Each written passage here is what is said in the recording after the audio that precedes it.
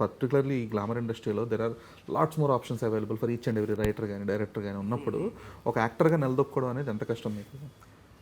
అంటే మీ దగ్గర ఎంత టాలెంట్ ఉన్నా సరే లక్ కూడా కొంచెం ఫేవర్ చేయాలి bro. At the same time ఎంత చాలా మంది ఉన్నారు, నా ఫ్రెండ్సే ఉన్నారన్న బయట చాలామంది.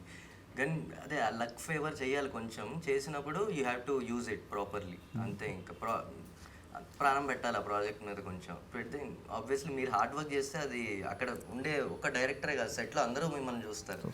ఆబ్వియస్లీ చేస్తున్నాం కాబట్టి ఎలా ఎలా వర్క్ చేస్తున్నాడు సెట్లో ఎలా ఉన్నారు మీ if you are sincere to your work you will move forward అంతే. నేను అది నమ్ముతాను బాగా. కాకపోతే మరి మీరు మీ 100% ఇచ్చి 100% 200% ఇచ్చిన తర్వాత ఇప్పుడు ఆరంభం కూడా కొంచెం డిలే రిలీజ్ అయింది. అది కూడా చాలా అంటే థియేటర్కల్గా కొంచెం ఇప్పుడు ఇది కూడా అలా కొంచెం డిలే అయ్యి లేదంటే ఎప్పుడు వస్తుందో లేదో అన్న క్లారిటీ లేక సో ఆ వెయిటింగ్ చేయడం అనేది అని లేదు ఆ పర్సెవరెన్స్ అనేది చాలా క్రూషియల్ ఆ టైంలో.